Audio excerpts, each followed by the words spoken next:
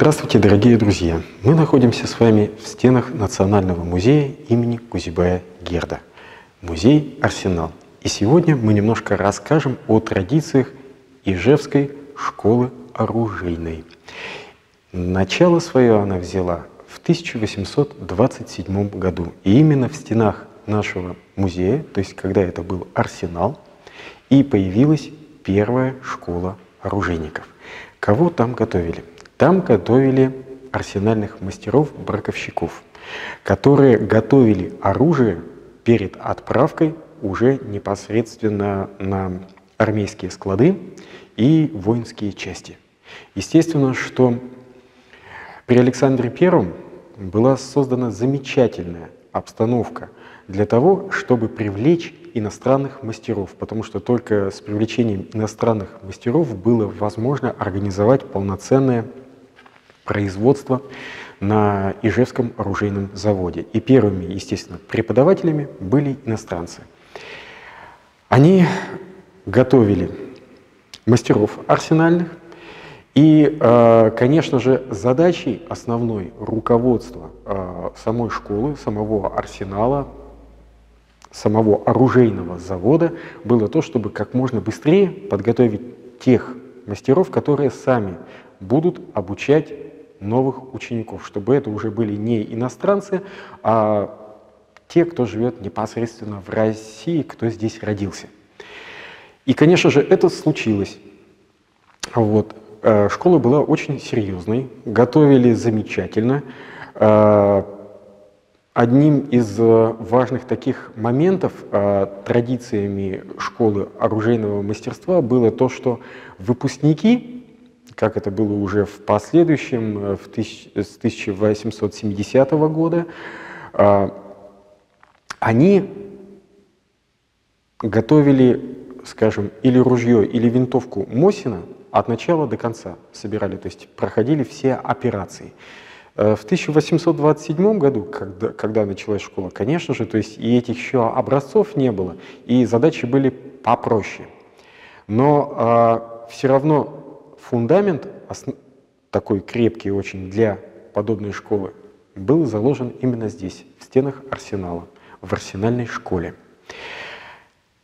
В 1867 году школа свое существование на территории Арсенала прекратила, потому что была отмена крепостного права и был трехлетний перерыв.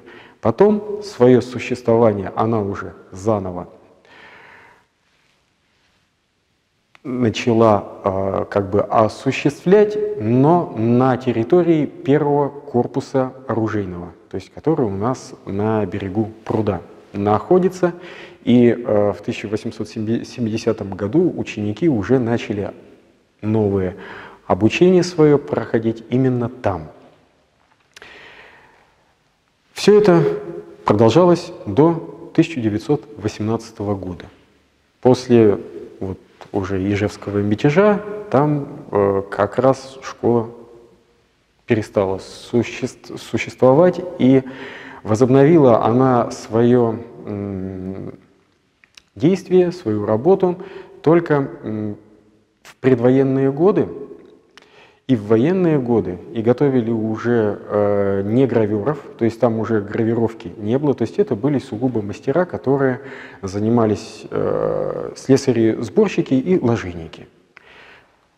А при царе, когда школа существовала, там были и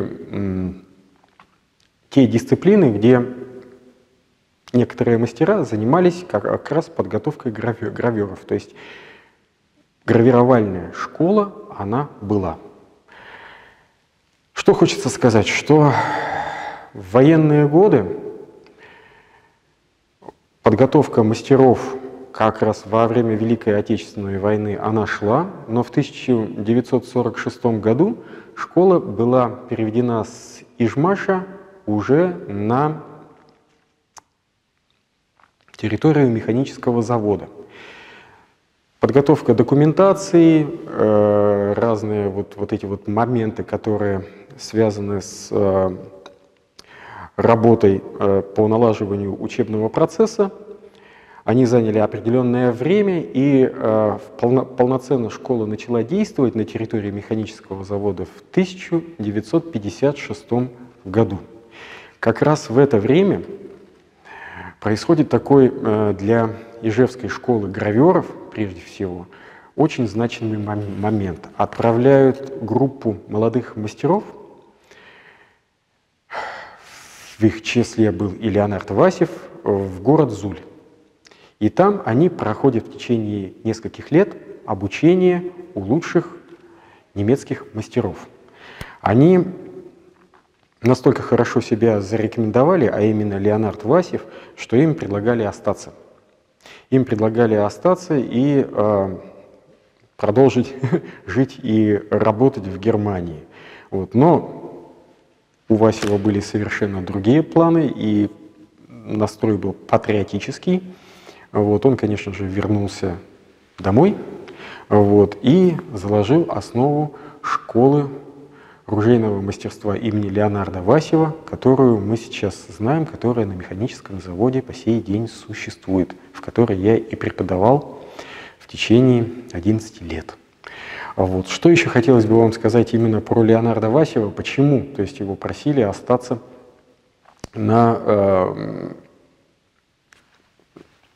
после обучения в Зуле. Там был один интересный момент, что в системе обучения есть такой пункт очень важный – копирование.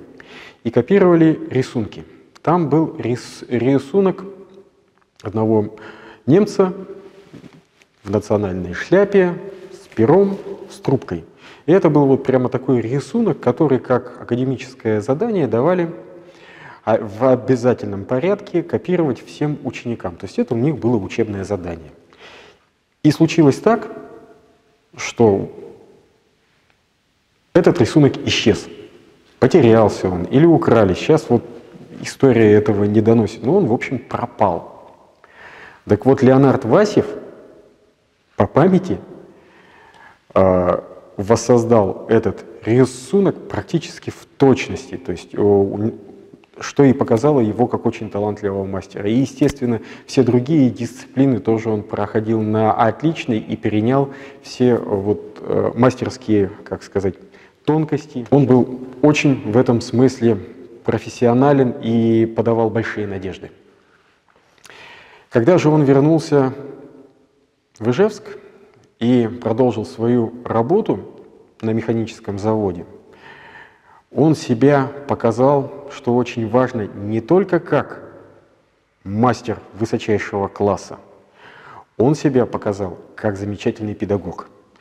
Потому что сам механический завод, он был создан на основе Тульского завода, который вывезли во время эвакуации и как раз вот расположили на том месте, где сейчас у нас механический завод находится, буквально под открытым небом.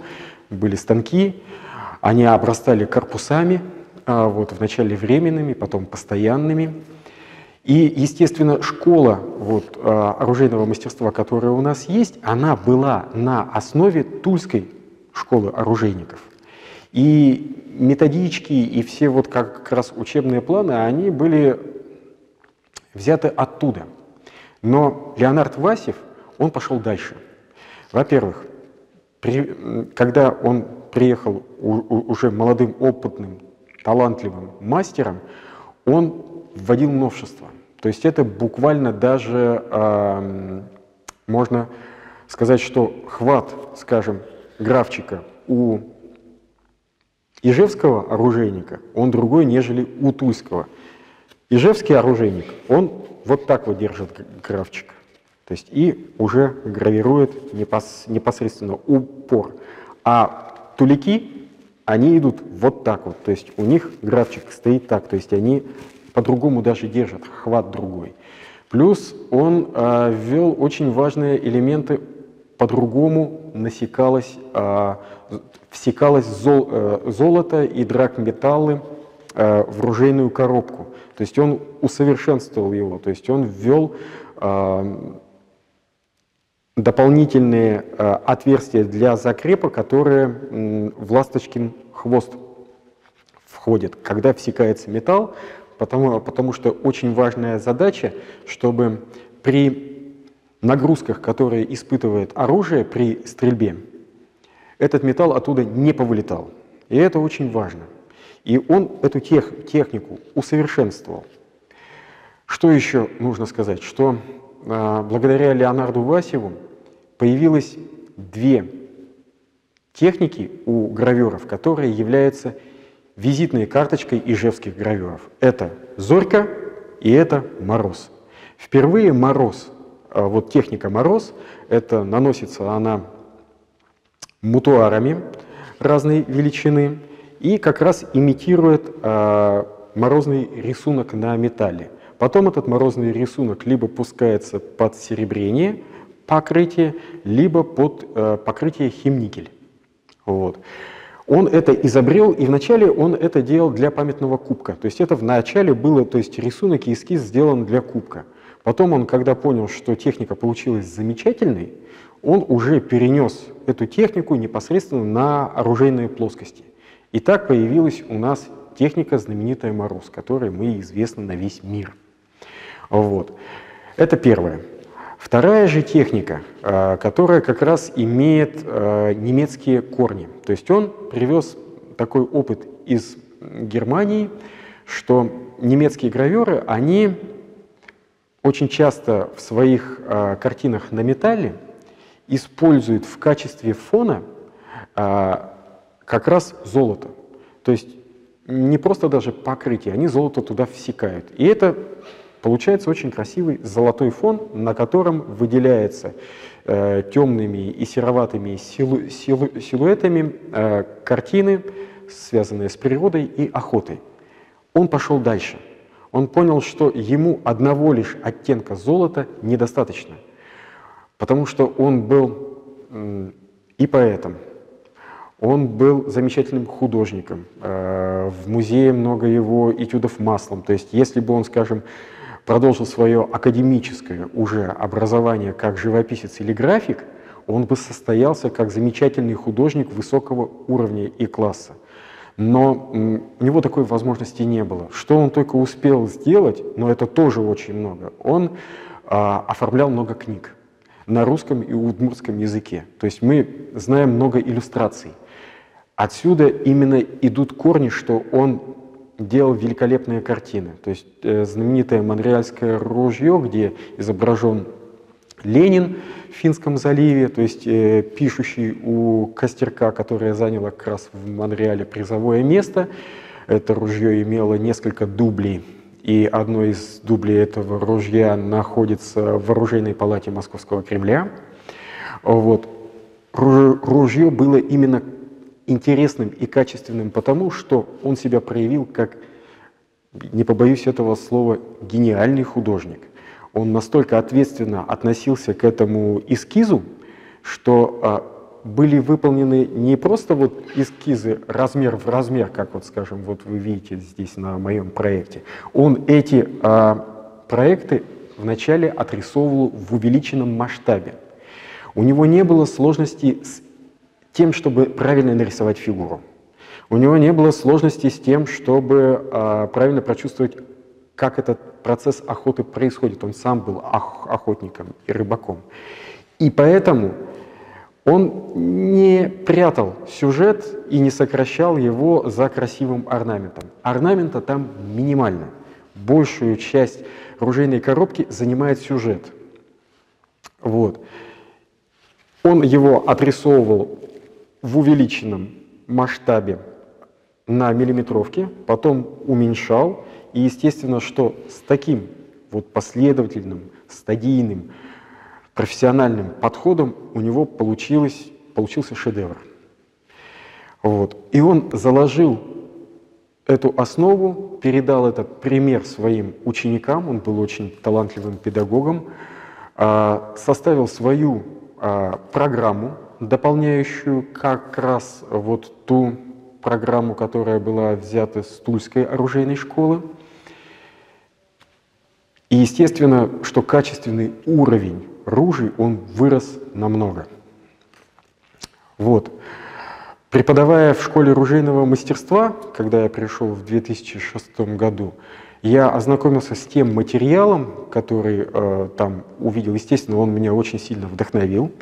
Вот, как сам внук лесника и как сам художник, который вот, очень любит тему анималистики и охоты, естественно, тоже мне захотелось перенять этот опыт и его перенести какой-то на качественно иной уровень. И мне захотелось, чтобы эскизы, они вот носили не такой вот маленький фрагментарный характер, просто развертки ружейной коробки. Мне захотелось, чтобы проект имел статус самостоятельного художественного произведения, которое бы могло наряду с картинами и графикой выставляться в музеях и представлять себя как полноценные художественные полотна. Что меня еще к этому подтолкнуло? Естественно, наследие Третьяковской галереи, наследие Эрмитажа. В Третьяковскую галерею, если мы зайдем в зал графики, то мы увидим развертки фасадов Третьяковской галереи, выполненные Виктором Михайловичем Васнецовым. Это высококачественная графика от профессионального художника, и она смотрится именно как самостоятельное художественное произведение, а не как просто проектная графика. Здесь именно этим же путем из традиций Леонардо Васьева и выходит то, что я постарался донести до учеников, и то, что ученики в последующем как раз и выполняли в ходе обучения. То есть мы к проекту подходили очень основательно. Занимались подробной эскизной подготовкой, наброски делали, рисовали животных. И уже когда мы переходили к дипломной работе, мы подходили с помощью планшета. Отдельно хочется сказать спасибо, что на тот момент, когда я начал преподавать в школе оружейного мастерства, там работал ныне здравствующий, дай бог ему многое лето, Юрий Сергеевич Блинов. Естественно, он тоже как художник, гравер, скульптор, многое вот из этого как раз развил. Он является тоже учеником Леонардо Васьева, он у него учился. И я у него увидел проекты, тоже вот такого же формата, тоже такой же очень интересной красочной подачи. И мне хотелось, чтобы это воплотилось не только в работах вот одного мастера, его, но чтобы это прямо вот стало как раз традицией в обучении. И на то время, когда у нас шел учебный процесс, мы старались этого придерживаться. И ученики, они как раз выполняли свои проекты и защищали их, чтобы у них был вот такой очень хороший, завершенный вид. Поэтому им в сюжете вот в данном, где идет рассказ «Охота на медведя», я отталкиваюсь от творчества Васьева, от творчества Блинова, от творчества Валентина Михайловича Белобородова, которому тоже очень многим обязан, потому что его рассказы, его советы, они очень многое мне дали. Недаром много его работ в музейных фондах хранится. Он тоже великолепный художник, рисовальщик, его рисунки и проекты, они очень профессиональные, очень высококачественные, они вдохновляют, ими хочется восхищаться и смотреть, то есть то, как он сумел развить те основы, которые задал ему Леонард Михайлович Васьев. Вот. Что постарался перенять, немножко расскажу непосредственно вот на данном эскизе. Оружейная коробка, она невелика. Плоскость металла, которую мы можем использовать под картину, она небольшая. И естественно, что заполнять ее орнаментом, это делать сюжет меньше и меньше. И животные делать, и охотника, то есть пришлось бы меньше. Поэтому в традициях Васьева мы не заполняем их орнаментом здесь, а как раз полностью отдаем под композицию. И как в опере, как в пьесе, в данном случае у нас разворачивается сюжет в трех частях. Скажем, начинается здесь. охотник видит берлогу. Он подходит с лайками к берлоге и понимает, что сейчас как раз постарается медведя оттуда достать. Вот. Берлога, отогнул веточку, еловую лапу, увидел. Лайка одна уже взяла стойку, то есть все уже делает для того, чтобы обратить внимание охотника, что я сейчас жду твоего сигнала и ринусь в бой. Вот. Здесь на личине, то есть вот первая часть, потом мы переходим к личине, охотник, и эта вот часть у нас увеличена на проекте, он готовится к тому, что уже, то есть должен произвести верный выстрел, потому что медведь очень скоростной, он очень быстрый, с очень сильной реакцией, и у него будет буквально какие-то доли секунды, чтобы нанести ранение такое, чтобы медведь не поранил ни собак, ни его не подмял. Вот, и он готовится. Лайки сделали стойку, он специально вот варежки, то есть до этого шел, чтобы руки не поморозить, варежки сунул и уже готовится непосредственно к тому, чтобы взвести курки и произвести выстрел. А здесь уже вот на третьей части ружейной коробки у нас происходит непосредственно схватка с медведем. То есть он только-только выскочил из берлоги, и задача собак — крутить медведя, не давать ему покоя, чтобы он не ринулся на охотника, чтобы дать ему тот как раз замечательный момент, чтобы он произвел верный выстрел. Вот, то есть в трех частях разворачивается у нас вот это действо. Вот на рукоятке приклада, на ложе выполнена как раз резьба в технике, близкой как раз к стилю мороз и таких стилизованных еловых веточек. Здесь имитируется плетение, также резьба продолжается, переходит на цевье, на стволе есть элемент всечки серебром, который тоже имитирует заснеженные еловые веточки. Вот. Также я сюда захотел вот в данный сюжет вписать как раз коготь медведя и обрамленный золотом, потому что это имеет свои традиции еще при царе Алексее Михайловиче Тишайшем. Были такие забавы, когда наиболее из его крепких и мужественных соратников могли отважиться и пойти на медведя с одним копьем или даже с ножом. И вот кто из этой битвы выходил победителем, тот награждался от царя золотой гривной. Это монету, которую он получал, вот золото, то есть которое он получал, он пускал на то, что отдавал ювелиру, и ювелир коготь медведя обрамлял золотой вот как раз декоративной оправой, и он потом это носил на шее. Или мог просто даже без когтя медведя эту гривну царскую носить на шее. Ну и, естественно, нож. Вот здесь медведь такой, как бы угрюмый изображен. И наборная ручка из бересты. Для того, чтобы руке даже в мороз было удобно держать этот нож. Нож, он больше, то есть как бы ближе к разделочному. Вот все вот эти вот тонкости, как раз они охотнику понятны.